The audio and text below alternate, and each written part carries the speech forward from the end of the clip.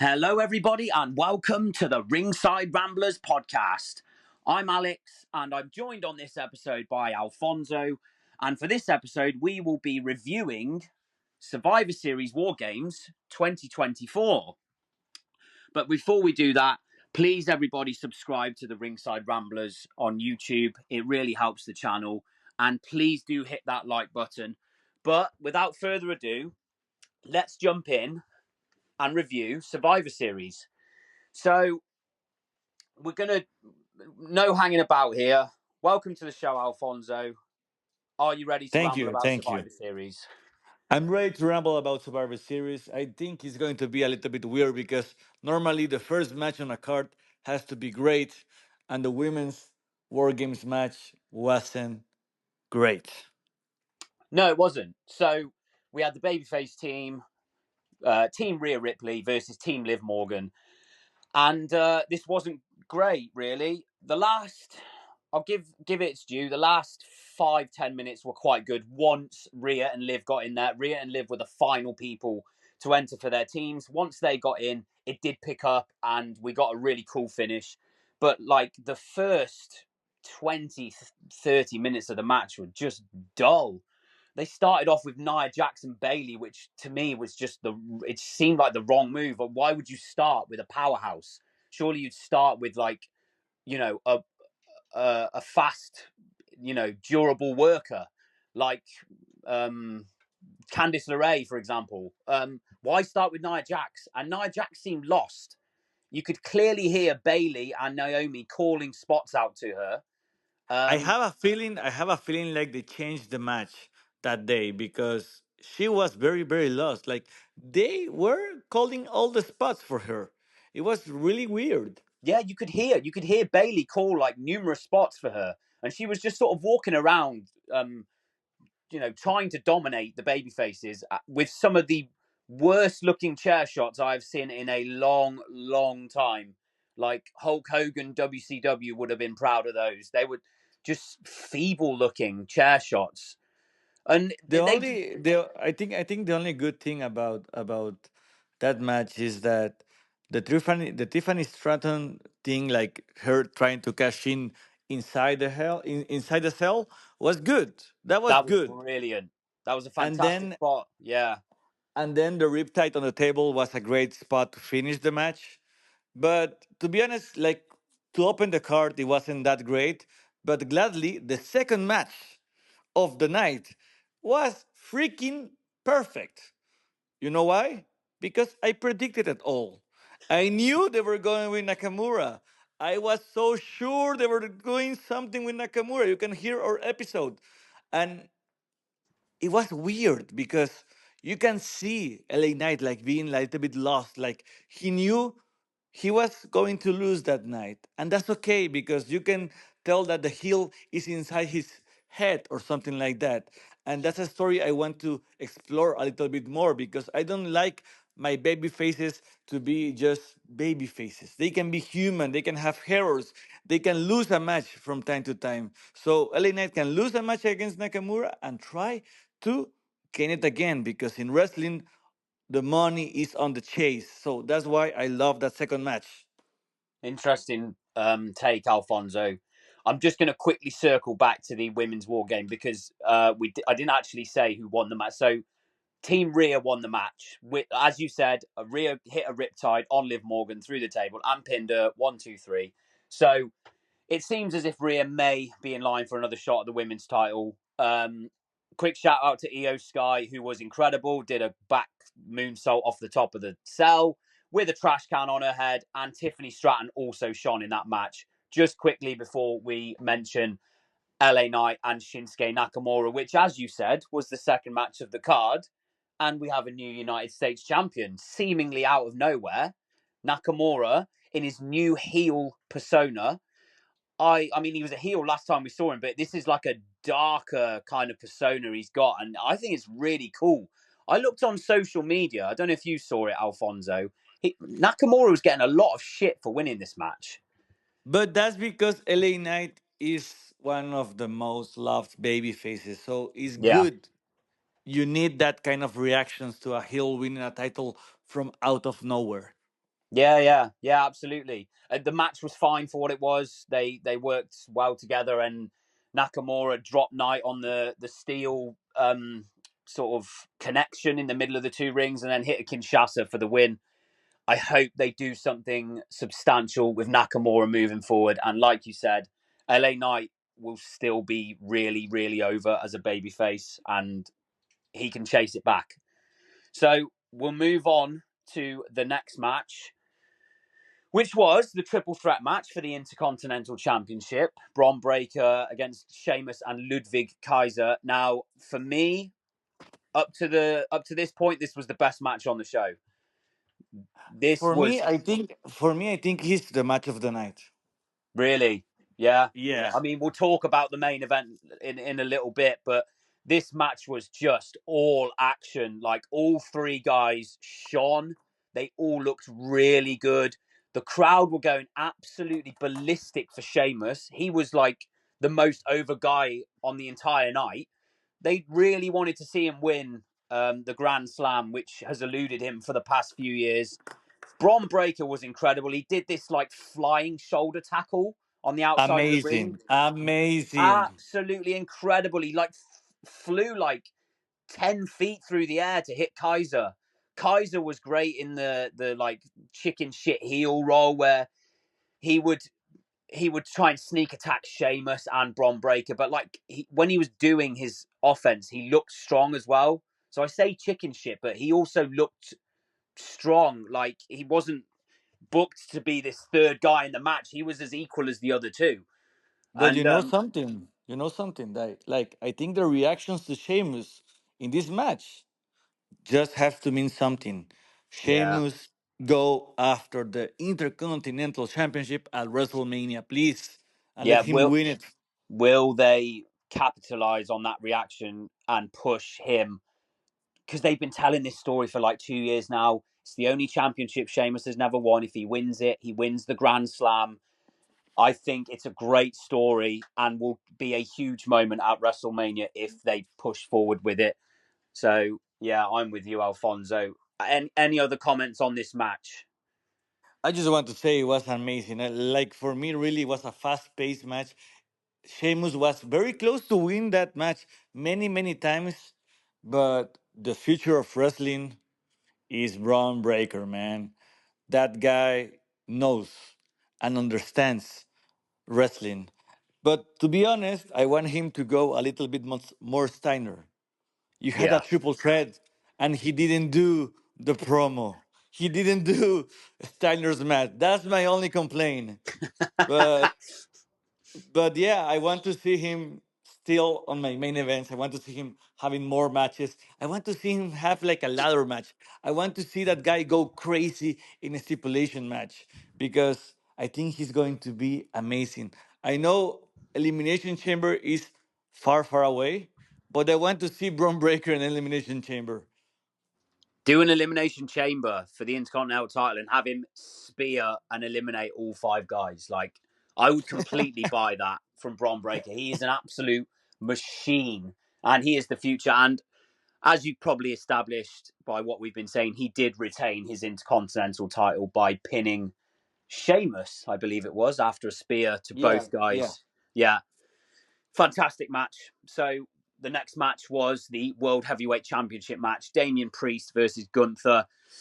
Really solid match between these two. It's hard for them to not have a good match. So the story of the match really was Gunther worked on Priest's shoulder.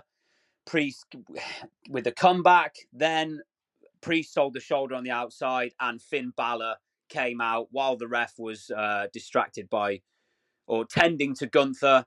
Balor laid out Priest with a coup de grace. Then Gunther, interestingly, decided that he didn't want Balor to interfere and just booted him in the head. Gunther wanted to do it all by himself, and in the end, Gunther got the sleeper, and Priest passed out. And it looks as if Gunther versus Balor is the way forward here. I mean, You know did what is very interesting is that I think they're going to go for a multi-man match for that title because I think Gunther Balor is going to be an amazing match. I think they're going to mesh really well the styles, but That I is don't think advertised for Saturday night's main event, Gunther versus Balor for the world title. Yeah. they want to have Gunther take the pin. So maybe Gunther is going to take a pin in a multi. It's no, no. He's going to lose the title in a multi-man match. Possibly, yeah. I mean, there's a few avenues they can go down. Do you think Priest? I mean, we did our prediction show for everybody who hasn't listened. Go and check that out. Our Survivor Series predictions. I think you said Priest would win. Are you disappointed that he didn't win? Yes and no. You know why? Because I think he looked fantastic, man. Yeah, That guy, that guy is main event ready. Like when he was champion, you can see that he was trying to do his best to be a like a true champion, and he still feels that way. Like Royal Rumble season is going to be very interesting because you have a lot of guys like floating around the main event or floating around titles, and you want to see them land somewhere good in that card. Like you want them to have something meaningful at Mania. So you have a lot of people you have to take care before getting to Mania, and I think Priest deserve like a big match or a big something at Mania. yeah, yeah. I agree, and he looks a lot more confident almost than when he was the world champion. He's doing some great work at the moment. So we'll see what's next for Priest. So we move And on to but go on. before we move on to the Yeah. main event, we're recording this after Monday Night Raw. We have to say that because I want to also say that on Monday you had Gunther against Dominic Mysterio, and we did a list about what's in the future of wrestling. And I told you guys that Dominic wasn't wrestling like he can wrestle. And on Monday, he showed us that he can wrestle, my friend.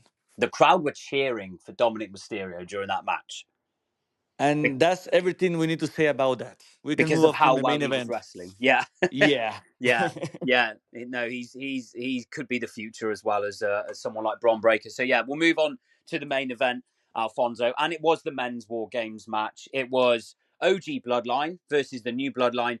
Now, essentially, the story behind this match was Roman Reigns and CM Punk. Can Can they coexist? can they get along? Exactly.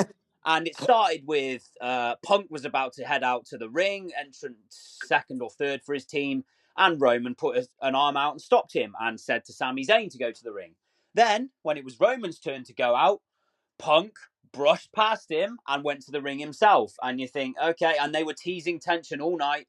And then when all 10 guys were in the ring, you had again they were teasing a bit more tension, but then you had this amazing spot where Roman Reigns was laid out on a table, and Bronson Reed heads to the top of the cage and flies off to go for the biggest tsunami in history. And at the last second, CM Punk pulls Roman Reigns off the table, and then Roman offers his hand to CM Punk. They shake hands and they go on and defeat the New Bloodline. There were so many moving parts to this. Like the storytelling between Roman and Punk was fantastic. Jacob But Fatu is an absolute monster and should just be like the world champion in like the next year or two. I think he's that good. Loads of pieces here, Alfonso. What was your main takeaway from this match? that nothing really happened. You're right. Okay, so I've seen a lot of And this on social and media that's too. no. Just let me try to explain and be a little bit honest. I'm getting a little bit tired about Solo Sikoa. Like we know that he's the main guy right now, but let's be honest. We want to see The Rock in that position. We don't want to see Solo Sikoa in that position. Like the main guy that Roman Reigns and the Bloodline should be fighting off is The Rock.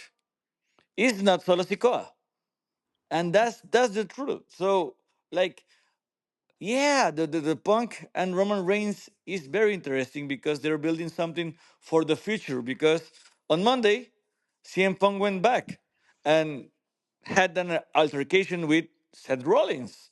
So I think it's very interesting how the Triple H booking works because he's putting threats all over the place. Like you have Sami Zayn and Seth Rollins having a match. You have this War Games match that ended with Roman Reigns with CM Punk? When is CM Punk finally going against Roman Reigns? What's the favor that Punk is asking to Paul Heyman in the future? We know a lot of things that, like, there is some mystery, but we didn't get any answers because, like I told you, I think it was very predictable. Like the baby faces were going to win if The Rock didn't appear that night, and that didn't happen. Seth Rollins didn't appear in the main event, so for me, it was a lot of very nice wrestling, very nice things, but a little bit. I don't want to say boring, but a little bit disappointed. I want to see something else going on that night. Yeah, a lot to unpack here. See, I actually disagree with you here. And I think I'm probably in the minority because I think a lot of fans share the same sentiments that you do, that they felt like it was an anticlimax, that nothing actually happened. The babyfaces just won and celebrated, and that was it. I was fine with it because I thought the match was absolutely phenomenal from start to finish. I thought the only problem is that Solo has lost again and is made to look really weak. So you're right. The Rock is probably needed if you're really going to heat those guys up. I mean, to be fair, Solo took every finisher. He took like three super kicks from the Usos. He took a haluva kick, a go to sleep, and then a spear, which finally beat him. He does have Jacob Fatu, who was the MVP of this match for me. He was an Yeah, for absolute sure. machine in there. He no sold Punk. He was destroying everybody. He botched is the right word, but he missed a moonsault and immediately sold his leg like he'd been, wrestling for like 40 years, and he knew exactly what to do to cover up the fact that he messed up the moonsault, which and it looks Okay, so real. It's just, I know okay. it's a little It's time to be really, really honest with you. I don't really like war games. Like interesting. I don't get the gimmick because it's like it's very difficult to have amazing matches in the beginning. Like for me, if you want to make war games really, really like interesting from the beginning to the end, you have to do it elimination war games. Hmm. That like there can be pins and submissions all over the match all the time, because that way if you have Naya against Bailey, what if Naya defeats Bailey? You're with one guy down, You know so what? That that's women's match should have been a traditional Survivor Series 5-on-5 elimination match. that's what I mean. It shouldn't like have been like War you don't Games. like you don't need two war games first, and second, like war games should be if the whole team is really, really hit up against the other guys. Like I didn't think like the new like Avengers like the old bloodline against the new bloodline was for a war games match, I because disagree. it's I think the rivalry has been one of the. It's easily been the hottest thing in WWE, especially since Roman's come back. I think it was perfect for War Games. I think the women's War Games, that was just so thrown together that there was no okay. need to do that in War Games. They Okay, could have had a five i'm on five I'm elimination, going but to I'm going to tell you something different. What if it was a 3-on-3, like the Usos and Sami Zayn against Tangaloa, Tamatonga, and Jacob Fatu, no, and then you have Roman against Solo. no, because Roman Solo is. I mean, I would have said it was a pretty big match to do. So that's Solo is looking a that's little bit weak that's right now. that's why I hate this, because Roman Reigns Yeah, is going to go against Solo at Mania because The Rock cannot be at Mania, The and it's Rock going will to be at be. Mania. The Alfonso, have some faith. The Rock will be at WrestleMania. But if we get like a main event Solo, I don't want to see another main event Solo. Solo has been doing a very, very good job. It's not his fault that creative haven't been getting behind him in terms of wins and losses. But Um, also like his promos aren't that great. Like the character is not that great for me. For me. he's improving a lot. He's improved a lot since when they first started, just after WrestleMania. But But yeah, I think Survivor Series was a nice show, but I have a feeling, I don't know why. Like Saturday night event, what's the name? Yeah, Saturday night's main event. Yeah. I think that's going to be special. Yeah, you've got Cody Rhodes versus Kevin Owens for the WWE Championship in the main event there. It seems weird to not have Cody on a big pay-per-view, a PLE like they just did. But yeah, that's the next big one coming up for WWE. And then, of course, they go to Netflix, and then it's the countdown to WrestleMania. So they've got a lot going on, and they've got a lot of different directions. Like you said, they can go to Roman and Punk. They've definitely planted those seeds. What is the favor that Paul Heyman will give CM Punk? You heard Punk say it after they won the War Games match. You still owe me a favor, and I'll come and get it when I want it. What's it going to be, Because Alfonso? I have a feeling, and it's a very weird feeling, that Roman Reigns is going to help Punk defeat Seth Rollins, or is going to attack Seth Rollins somewhere down the line. What if? Okay, hear me out here. What if you almost get a scenario of Roman and Punk as the last two in the Rumble, or something like that? Roman maybe the last three, and then Punk just calls for the favor right at the end of the match, and Heyman punches Reigns in, or kicks him in the dick, and Punk eliminates him and wins the Royal Rumble match and gets the thing he's always wanted, the main event of WrestleMania. I think it has to be something bigger than that, That's because huge. Paul Heyman I turning on know. No, Roman. no. I mean, Paul Heyman turning on Roman Reigns. That's too obvious as a Oh, do you favor. think? Like, But it's a huge yeah, deal if it happens. just just imagine this. For some reason, Roman Reigns has a match against The Rock. Okay, Mm. and I have a feeling CM Punk hasn't forgot about The Rock. Oh no. Oh no. He ended his big long title That's reign why. 10, That's why 11 years ago. Yeah. I think he wants the cousin. He wants The Rock, because the most interesting part about the whole this is that The Rock and Roman Reigns haven't interacted with each other after Mania. No. So Oh, we don't know which side is The Rock really at. I like it. Yeah, I like it. So it's very interesting, because maybe he's aiming higher than a WrestleMania main event. Higher than a WrestleMania main event is a WrestleMania main event against the owner of WWE, against The Rock. And The then you final have boss. And then you have CM Punk being against Authority, that was the prime CM Punk that we always loved, and him going against The Rock as the owner of WWE for the Netflix era can be very, very nice. But You're who really knows?